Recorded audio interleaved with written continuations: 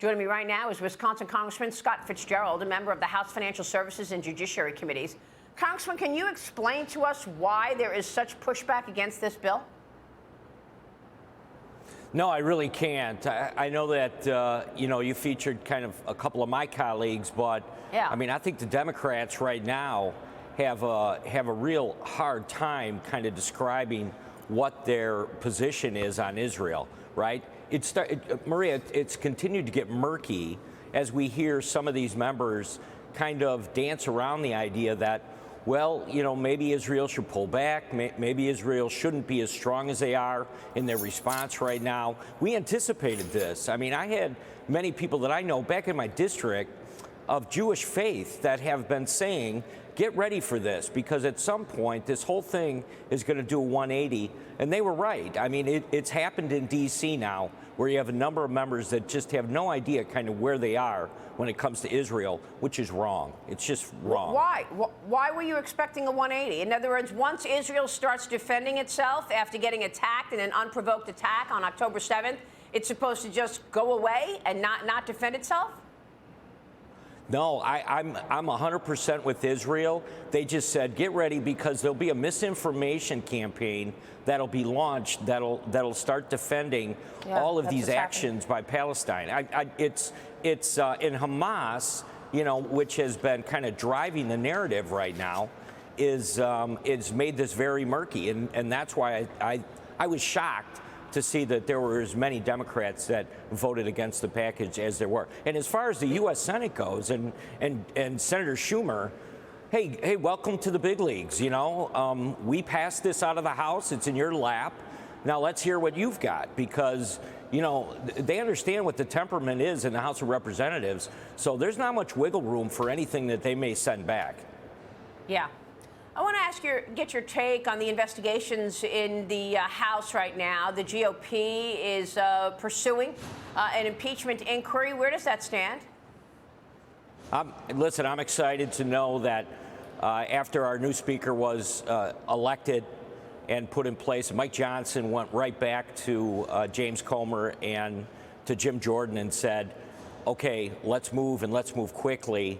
That's a process that never stopped during the speaker's race. They have continued to gather bank records. It sounds like you're having Jason Smith on. I think some of the stuff that Ways and Means is doing, all of this is coming together.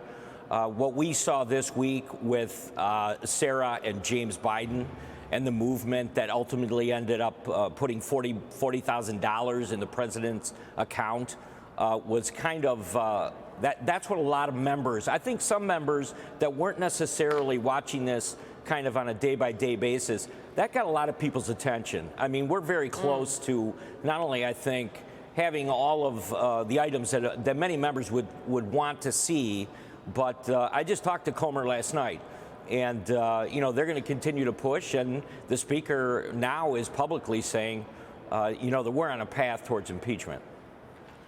House Speaker Mike Johnson told reporters yesterday that the final decision on impeachment articles against the president is coming, quote, very soon. He told me on Sunday Morning Futures the House is now moving aggressively on this after the House Oversight Committee Chairman James Comer revealed another check to Joe Biden. This one from sister-in-law Sarah Biden. This is from 2017. It's for $40,000, which would be 10% of the initial $400,000, which came from China. The committee says it's part of a money laundering scheme related to China, Congressman. Let's look at that graphic of how the money moved, because initially, first, there was a $5 million check, which went to a Hunter Biden company, and then a portion of that went to another Hunter Biden company, which then went to a James and Sarah Biden account. And then ultimately 10% of that $400,000 went to Joe Biden, $40,000. Your thoughts? Yeah, Sarah Biden, who goes to the bank and says, listen, I need $50,000 to come out of this account, and then simply moves it over to the President of the United States? I mean, it's surreal that people don't understand that this was absolutely kind of an amateurish but very clear money laundering operation that the Bidens had set up. And who knows how long this has been going on. But what Congressman Comer has unearthed, has discovered is even the financial institutions that look at these things have also agreed this is a money laundering operation, a scam, if you will. And that's what a lot of members have been looking for a long time now when it comes to President Biden and the Biden family operation. Right. What are you going to do about it? I mean, is this eventually going to turn into an impeachment of Joe Biden? Where does this go? Yeah, I think that is where it goes. And this is what both Kevin McCarthy and now Mike Johnson have said all along was, we want hard facts. We want black and white that actually demonstrates not only to the American people, but, ironically, I think the biggest opposition or the biggest roadblock to all this is the U.S. Senate, which we have to convince the Republican members, first of all, in the Senate that this is absolutely happening. And, my Senator Ron Johnson has been out front on this. Rick Scott has talked a lot about it. I mean, there are members over there that can absolutely deliver the message. We need to put the Senate in a bad position for them to just simply walk away from this. Mitch McConnell, Senator McConnell needs to come along on this front, too. Yeah, I don't know where they are, frankly. I don't know what they're doing. I mean, Rick Scott did a great job the other day making it clear that the FBI recognizes that we are in a much more dangerous position under Joe Biden when, Christopher Wray had to spend 10 seconds there trying to come up with an answer. Immigration and Customs Enforcement revealed Border Patrol unknowingly released a terrorist suspect from Senegal into the United States. First, he was caught crossing into Arizona last month. Homeland Security said that he was wanted for terrorist activities on October 10th. And then he was finally arrested. Where was he arrested? In New York City on October 17th, Congressman. This could have been a major terrorist attack in the U.S. because he was allowed to come into the country through Arizona, released, and then finally arrested again in New York City. He made his way from Arizona to New York City in a couple of days.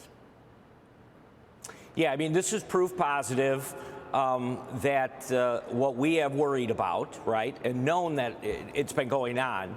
But when you have a known terrorist from Senegal that makes his way across the southern border and then he eventually kind of connects, which is even the scarier part, with what we think is another terrorist cell that's in New York City. I mean, these are our worst fears that have now come true. And you've been to the border many times. I mean, with the number of people that continue to pour into the U.S. over the southern border, and I've been the San Diego sector, Eagle Pass, McAllen, it's kind of the same thing.